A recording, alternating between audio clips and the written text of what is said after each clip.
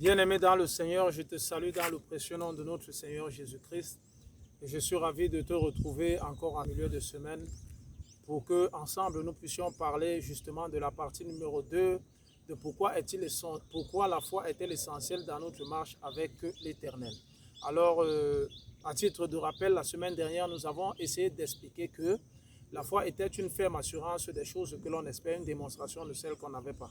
Et nous avons essayé de dire que il fallait ici avoir la foi, une foi ferme, une foi remplie d'assurance, une foi remplie de fermeté, une foi qui ne peut être ébranlée par rien d'autre, qu'il nous fallait avoir le regard focalisé sur Christ et non de regarder l'eau sur laquelle nous sommes en train de marcher. Parce que le Seigneur tient énormément à ce que notre foi lui soit destinée. Il dit dans sa parole que sans la foi, nous ne pouvons lui être agréables. Et pourquoi est-ce que le Seigneur nous demande justement de l'honorer par notre foi? C'est parce que le Seigneur justement tient à son honneur. Le Seigneur respecte sa parole, il veille sur elle pour l'accomplir.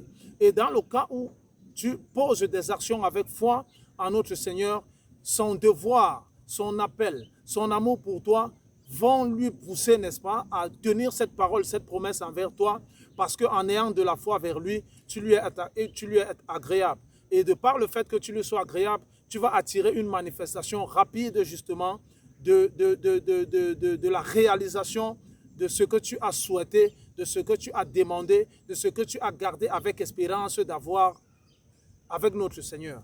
Alors aujourd'hui, nous allons parler de comment augmenter sa foi. Alors pourquoi, vous allez me demander pourquoi est-ce nécessaire d'augmenter sa foi? Eh bien, il est important d'augmenter sa foi parce que lorsque nous apprenons quelque chose, au fur et à mesure que nous en avons de la connaissance de la chose, nous sommes poussés à chercher à en savoir davantage. Et il en est de même pour la foi. Lorsque nous l'avons expérimenté à un tout petit niveau, nous aurons de plus en plus de défis qui vont nécessiter que notre foi s'élève au niveau des défis que nous avons. Et à cela, il est important justement alors d'élever sa foi. Par exemple, il nous est peut-être facile d'avoir cette foi en ce qui concerne peut-être notre repas quotidien, en ce qui concerne par exemple l'endroit où nous pouvons dormir. Mais nous n'avons peut-être pas assez de foi, par exemple, lorsqu'il s'agit pour nous de réaliser ici des sujets encore plus importants dans notre vie qui peuvent être par exemple retrouver un emploi stable pour nous, retrouver par exemple quelle est la volonté de Dieu pour notre vie, retrouver par exemple une certaine stabilité spirituelle par rapport à certaines choses, retrouver par exemple la guérison, retrouver par exemple, avoir par exemple le mariage. C'est des choses qui sont parfois un peu difficiles à saisir, difficiles à trouver, peut-être parce que notre foi s'est limitée aux choses basiques comme avoir du repas, comme peut-être avoir là où on peut dormir. Or, étant donné que nous sommes hommes et que nous aspirons à une certaine forme de prospérité, alors que nous aspirons à entrer dans notre destinée, il nous sera donc important ici d'élever notre foi pour appeler une manifestation encore plus grande dans notre vie, d'où aujourd'hui nous allons voir comment est-ce qu'il est important et comment est-ce que nous pouvons y arriver justement d'augmenter sa foi. Alors, en essayant de regarder, augmenter sa foi, comment y parvenir? Avant toute chose, il faut savoir que la foi est l'atout le plus important que nous ayons pour être agréable à Dieu. C'est le seul atout que nous ayons pour l'atout le plus important. Il y a plusieurs atouts pour que nous soyons agréables à Dieu, mais la foi est l'atout le plus important parce que, comme nous l'avons dit tout à l'heure, le Seigneur tient à son honneur. Et par rapport à son honneur, il ne peut laisser quelqu'un qui a une grande foi en lui rester dans le désarroi, rester dans l'attente d'une réponse qui n'arrivera pas. Donc la plupart des fois, même lorsqu'une réponse ne nous parvient pas, le problème en réalité vient très très souvent de nous parce que nous n'avons pas justement su augmenter notre foi à la hauteur de la demande que nous avons faite ou à la hauteur des attentes que nous avons. Alors, aujourd'hui, nous allons essayer de voir en quelques points essentiels comment justement élever sa foi. Alors, en essayant de résumer comme ça, je suis tombé sur 7 points essentiels. Le premier point, c'est une vie d'adoration. Vous allez me demander en quoi est-ce qu'une vie d'adoration me serait nécessaire lorsque je suis en train de demander quelque chose à Dieu. Eh bien, une vie d'adoration, en toute connaissance de choses, te permet déjà de te rapprocher de Dieu. Parce que lorsque tu manifestes la gloire de Dieu dans ton adoration, tu es déjà en train de reconnaître que le Seigneur a déjà pourvu un certain nombre de choses dans ta vie et que la joie que tu exprimes est en train de témoigner que même pour celles que tu es en train de lui demander, tu as la ferme conviction qu'il va te les donner. L'adoration aussi te permet de manifester que le Seigneur est souverain dans ta vie. Au travers des chants que tu lui élèves, tu soumets ton esprit à cette pensée vive que tu es attaché à lui. Et par exemple, nous pouvons trouver ça par exemple dans le livre de Actes des Apôtres, chapitre 16, verset 25. 16, 25, on va essayer de lire rapidement aujourd'hui. On va essayer de lire rapidement Actes des Apôtres. Voilà. Actes des Apôtres 16, 25. Alors, on y est bien aimé, on y est. Actes des Apôtres 16. Je suis ravi de vous retrouver encore aujourd'hui et je rends grâce au Seigneur pour toutes ces personnes qui continuent de soutenir l'œuvre. Merci, merci véritablement que le Seigneur vous comble de toutes sortes de grâces. Alors, Actes 16, 25 nous dit ceci. Vers le milieu de la nuit, Paul et Silas priaient et chantaient des louanges à Dieu et les prisonniers les entendaient. Au milieu de la nuit, Paul et Silas priaient et chantaient des louanges à Dieu et les prisonniers les entendaient. Alors, imaginez la situation de Paul et Silas qui sont enfermés. Je pense que dans leur pensée, ils avaient la foi profonde que le Seigneur va les délivrer justement de la main de l'oppresseur. Ils avaient la foi que la liberté sera leur partage parce qu'ils avaient envie de continuer de poursuivre l'œuvre de notre Seigneur. Mais quelle est la meilleure façon d'attirer, de démontrer leur foi fervente au Seigneur? Ils ont pensé à chanter, ils ont pensé à prier. Ils ont pensé à chanter et ils ont pensé à prier. Pour ceux qui vont lire par la suite, la délivrance a été leur partage. Donc le chant ici, l'adoration ici, nous permet de démontrer à notre Seigneur que notre ferme assurance réside uniquement en lui. Et pour la partie numéro 2, une vie de prière. Nous venons de lire que Paul et Silas chantaient et priaient. Donc l'adoration devra automatiquement s'accompagner également de la prière. Le chanter ne dispense pas de la prière, bien que l'on entende souvent les gens dire chanter c'est prier 2 fois. Il n'en est pas du tout vrai, parce que aucun verset de la Bible ne l'atteste, mais il est simplement ici question de penser que celui qui chante le Seigneur est tout autant aussi capable de le prier. Et en cela donc, si tu chantes le Seigneur dans le cas de Paul et Silas, tu vas aussi penser à prier, parce que la prière va t'apporter cette intimité avec lui, qui va, dans cette intimité, il va renforcer ta conviction, il va même te répondre, il va même te dire qu'il est déjà sur le point justement d'exaucer cette prière, qu'il est sur le point d'exaucer ta foi que tu as déposée en lui. Parce qu'en te rapprochant de lui, tu crées cette intimité intense entre lui et toi. Donc, nous allons retenir déjà qu'il faut une vie d'adoration, il faut une vie de prière. Ensuite, il faut une vie de méditation. Il faut une vie de méditation parce que le Seigneur veille sur sa parole pour l'accomplir. Et tout ce que nous allons demander au Seigneur, nous allons lui demander avec foi et assurance parce que nous connaissons sa parole. Mais comment connaîtrons-nous la parole de l'Éternel si nous ne la méditons pas, si nous ne la gardons pas, si elle n'est pas ancrée en nous pour savoir si ce que nous sommes en train de demander avec foi nous sera accordé. Et cela, nous allons pouvoir trouver ça par exemple dans le livre de Romains chapitre 10 verset 7. On va essayer de lire rapidement aujourd'hui Romains chapitre 10 verset 7. Et je vais vous donner beaucoup d'autres versets pendant le montage de cette vidéo. Je vais vous donner beaucoup d'autres versets qui pourront justement vous permettre encore d'étayer un peu plus les versets que nous sommes en train de vous donner aujourd'hui. Alors on a dit Romains chapitre 10 verset 7. On y est bien aimé.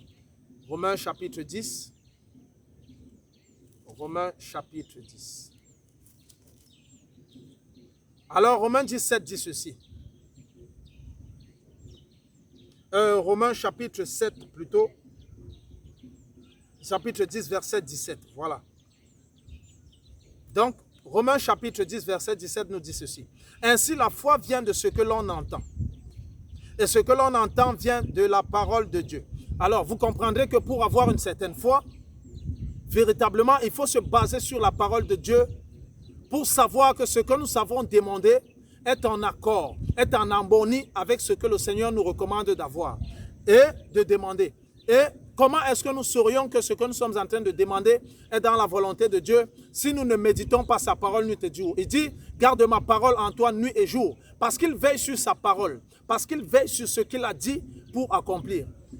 Nous pouvons même aussi regarder dans le livre de Psaume chapitre 1, verset 1 à 3.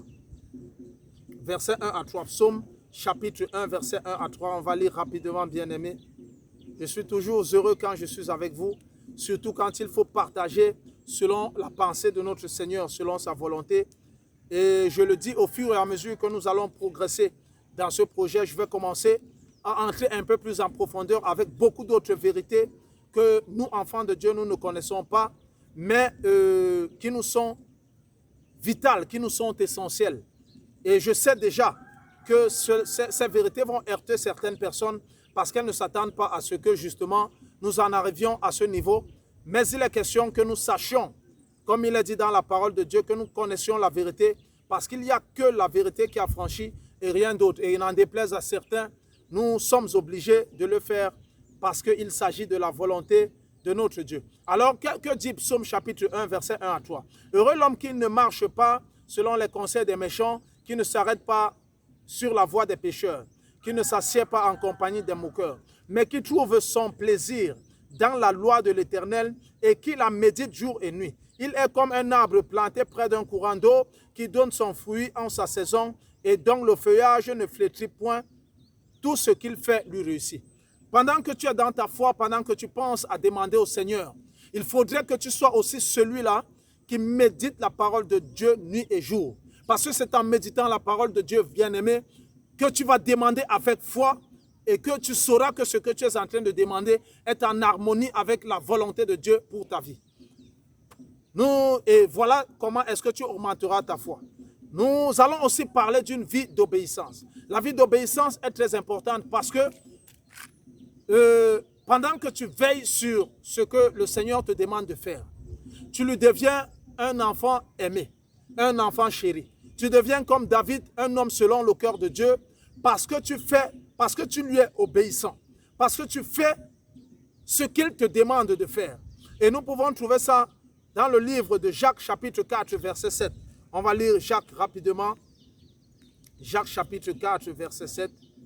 Bien-aimés, je suis toujours heureux aujourd'hui de pouvoir vous parler ainsi, parce que vous comprendrez que la volonté de notre Seigneur n'est pas que nous demeurions statiques, mais que la foi que nous avons déposée en lui nous permette justement d'accomplir des choses qui demain seront dites autour de nous, que ceux-ci servent véritablement le Seigneur.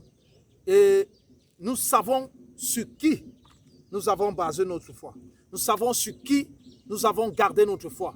Mais avec ces éléments que nous donnons aujourd'hui, il est question de se rapprocher de Dieu afin qu'il nous permette d'augmenter notre foi en lui, afin qu'il nous permette d'augmenter notre assurance en lui. Parce que regarder à Jésus-Christ, c'est bien. Mais augmenter cette foi nous permettra de marcher jusqu'à ce que nous puissions l'atteindre, jusqu'à ce que nous puissions entrer dans ses bras, jusqu'à ce qu'il vienne à nous, jusqu'à ce que nous soyons entièrement attachés à lui. La foi est une chose fervente, une chose qui aide tout enfant de Dieu à faire des choses surnaturelles. Alors, on a parlé de Jacques chapitre 4, verset 7. Jacques 4, verset 7, on y est, bien-aimé. Jacques 4, 7. Il faut toujours veiller sur la parole de Dieu. C'est sur elle que nous nous appuyons. Alors, Jacques 4, 7. Soumettez-vous donc à Dieu, résistez au diable et il fuira loin de vous. Soumettez-vous donc à Dieu. Soyez obéissants à la parole de Dieu. Et le diable fuira loin de vous. C'est-à-dire toutes ces pensées qui peuvent venir te détourner de ta vision vers Christ fuira loin de toi.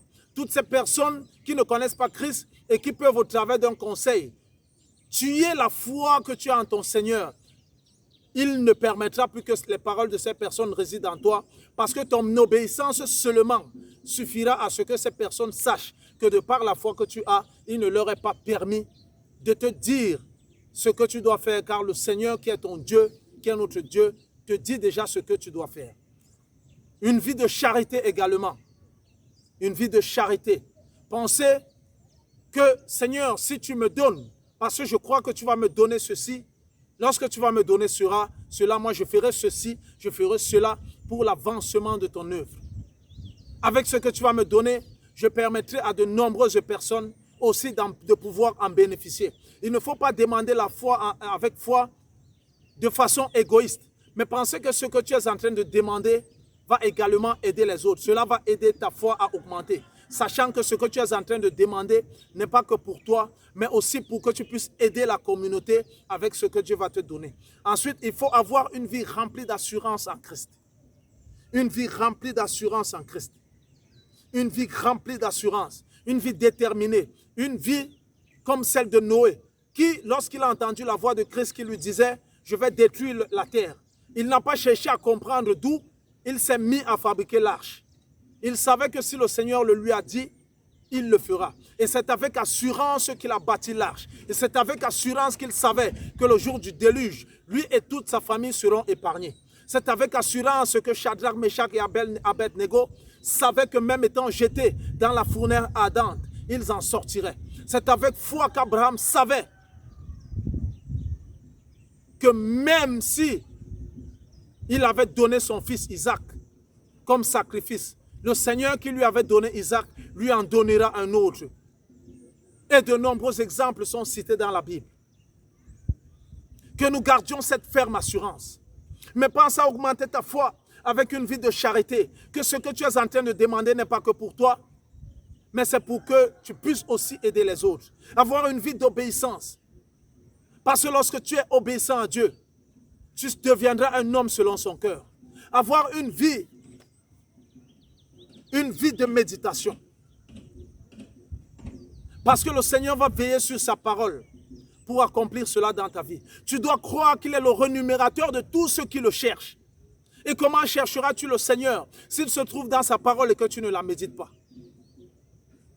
Et cette foi, pendant que tu médites, qu'il est le rémunérateur de tous ceux qui le cherchent.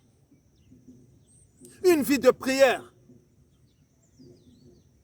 Est-ce qu'un fils qui ne parle pas à son père pourrait recevoir des choses de ce père s'il ne les demande pas? Comment les demandera-t-il s'il ne parle pas? C'est avec la prière que tu y parviendras. La prière te donnera cette foi inébranlable.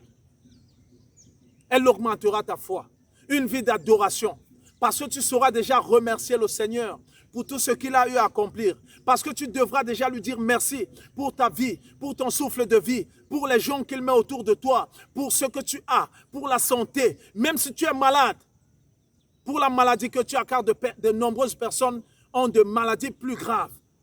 Et même si elles semblent graves, que tu gardes cette foi que le Seigneur pour qui tu as donné toute ta foi t'en guérira pour que ta vie serve de miracle, pour que ta vie serve de témoignage. Ensuite, il faut que tu aies une communion parfaite avec le Saint-Esprit. Car le Saint-Esprit va t'indiquer à temps et à contre-temps à quel moment tu es en train de faiblir pour que tu saches justement rehausser ta foi. Ce n'est que par le Saint-Esprit également que tu le sauras. Nous allons regarder un dernier verset, Matthieu chapitre 21, verset 22. Matthieu 21, verset 22.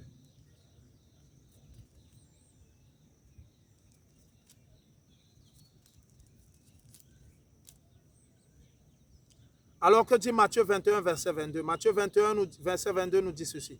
Tout ce que vous demanderez avec foi par la prière, vous le recevrez. Donc, bien-aimé, que ces éléments te servent aujourd'hui à augmenter ta vie de foi. Et nous allons élever cette prière ensemble afin que justement le Seigneur, parce que de nous-mêmes nous ne pouvons pas, mais qu'il vienne participer dans notre vie afin de nous permettre d'avancer dans notre vie de foi, afin de nous permettre de rehausser notre vie de foi. Nous sommes dans la prière.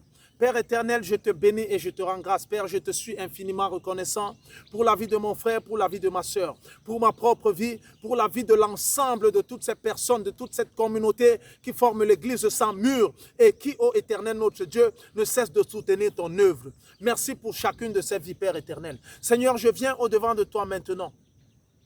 te présenter la vie de mon frère, te présenter ma vie, te présenter l'ensemble de nos vies, Seigneur, pour te dire merci pour tout ce que tu as déjà accompli dans nos vies.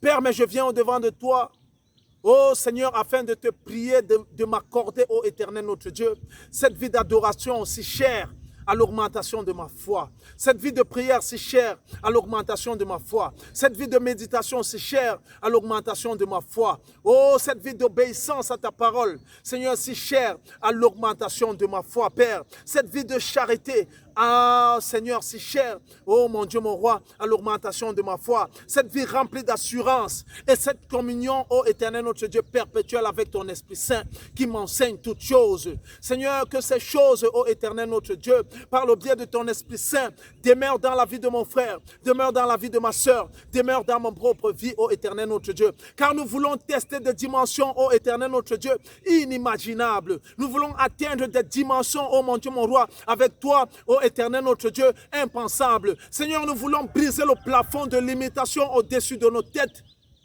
au-dessus de notre ciel, Seigneur, avec notre foi fervente en toi.